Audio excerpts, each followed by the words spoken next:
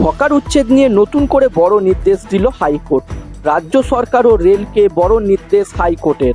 কেন্দ্র বা রাজ্য কেউ এই অধিকার কেড়ে নিতে পারে না। জীবনের অধিকার, কর্মসংস্থানের অধিকার কেড়ে নেওয়া হচ্ছে। সমাজের দুর্বল শ্রেণীর মৌলিক অধিকার কোনো কারণ দেখিয়ে খর্ব করা যায় না। রাজ্য ও কেন্দ্র সরকারকে তাদের সাহায্য করার কথা। আইনজীবী বিকাশ রঞ্জন ভট্টাচার্যের এই যুক্তিতে আপাতত হকার উচ্ছেদে স্থগিতাদেশ জারি করল কলকাতা হাইকোর্ট।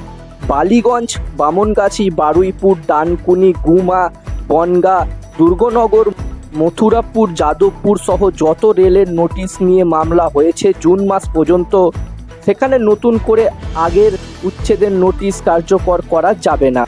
মামলাকারীর আইনজীবী বিকাশ রঞ্জন ভট্টাচার্য বলেন, যেভাবে উচ্ছেদ করা হচ্ছে হকার, তাতে মৌলিক অধিকার লঙ্ঘিত হয়েছে।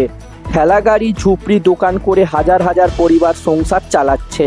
তাদের উপর আরও চাপ বাড়ানো সরকারের কাজ হতে পারে না।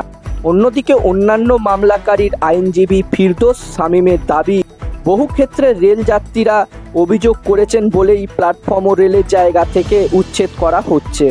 বারুইপুরে 1995 থেকে লাইসেন্স পাওয়া 40টা পরিবারকে নোটিশ দেওয়া হয়েছে। ডানকুনিতে 32টি পরিবার নোটিশ পেয়েছেন, যদিও ওই নোটিশে কোনো তারিখ সই নেই।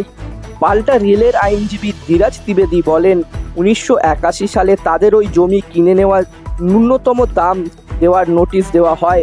আজ পর্যন্ত কেউ জমা দেয়নি, সেই কারণেই উচ্ছেদের সিদ্ধান্ত বলে জানান। সব ক্ষেত্রের আইনজীবীর বক্তব্য শোনার পর বিচারপতি হিরণময় ভট্টাচার্য বলেন, রেলের জায়গা প্ল্যাটফর্ম যদি দখল করে দোকান বসে, সেক্ষেত্রে রেল কি তাদের তুলবে না? তাদের উচ্ছেদের ঘটনা কি আছে? লাইসেন্স আছে এমন লোকদের তুলেছে এটা বলতে পারবেন? এই মর্মের রিপোর্ট তলব করেছে হাইকোর্ট। আপাতত উচ্ছেদের স্থগিতাদেশ জারি করা হয়েছে।